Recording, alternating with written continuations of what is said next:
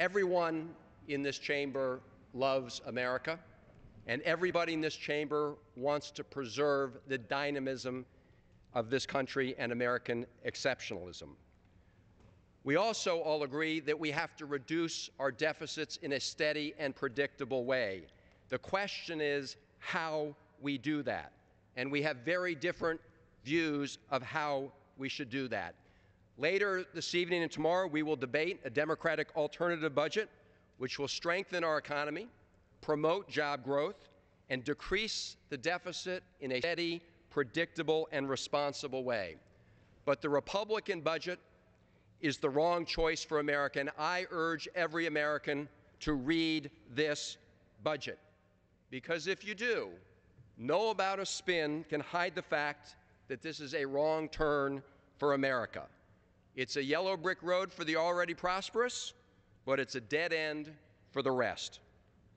Just today, we had an analysis come out from the former economic advisor to John McCain when he was running for president, Mark Zandi, the chief economist at Moody's Analytics, who said that the Republican plan will cost America 1.7 million jobs by the year 2014, with 900,000 jobs lost next year. And that Republican budget violates the warning from the bipartisan commission that we need to do the cuts and the deficit reduction in a responsible way.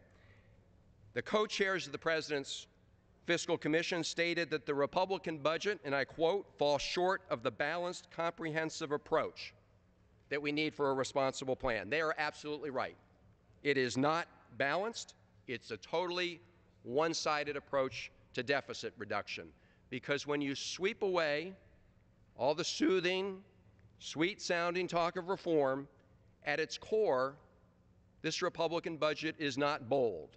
In fact, it's the same old formula of increasing tax breaks to the very wealthy in this country and to the special interests like big oil at the expense of the good of the rest of the country, except this time it's the same old plan on steroids.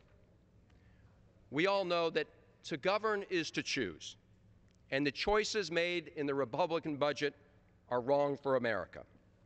It is not bold to give giveaways to the oil company and executive boardrooms while slashing investments in our kids' classrooms, in scientific research, and in critical infrastructure for this country. It is not courageous to provide additional tax breaks for millionaires while ending the Medicare guarantee for seniors and sticking seniors with the costs of the rising health care. It is not visionary to reward corporations that ship American jobs instead of products overseas while we terminate health care for tens of millions of Americans here at home. And it is not brave to give governors a blank check of federal taxpayer money and a license to cut support for seniors in nursing homes, individuals with disabilities, and low-income kids on Medicaid. And it's not fair to give yet another tax break to the very wealthy and ask middle-income Americans to pay for it. Yet if you read the Republican budget, those are the choices they make. We ask, where is the shared sacrifice? We have American men and women putting their lives on the line as we speak in Iraq, in Afghanistan, while others hide their income in the Cayman Islands and Switzerland and refuse to pay their fair share to support our nation. That is not right. The pattern is clear. First, you cut taxes for special interests and the very wealthy, and then mathematically what happens? Yeah, when you do that, the deficits go up. You drive up the deficit, and then you say, well, we got to handle this not by going back and asking the folks at the very top to do more, but by cutting investments for working families and violating our commitments to seniors and others.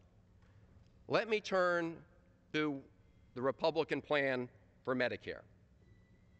Because what the Republican plan does, it ends the Medicare guarantee. It forces seniors to go into the private insurance market and have to deal with the rising costs of health care that they face there. And the seniors have to eat that cost.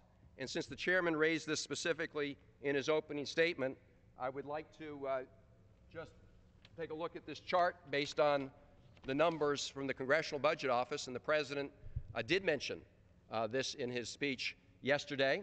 And what this shows is what happens to Medicare under the Republican budget versus current Medicare, and how much of the increased costs will now be shifted to seniors instead of Medicare. And as you can see, compared to current Medicare, senior citizens are going to have to pay more than $6,000 on top of what they would have had to pay in the year 2022.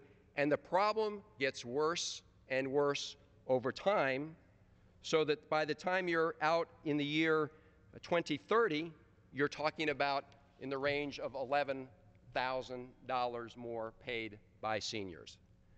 Now, let me say this. One of the talking points we've heard from our colleagues on the other side of the aisle is, don't worry, seniors. We're just giving you the same health care deal members of Congress have. That's not true. What members of Congress have is what's called a fair share deal agreement, just as other federal employees do and as many employees around the country do, where the risk of rising premiums is shared. So for every dollar increase in premiums, the federal government puts in about 72 cents thereabouts, and the member of Congress or federal employee puts in the rest. But the point is, no matter how fast the costs go up, you share that risk equally.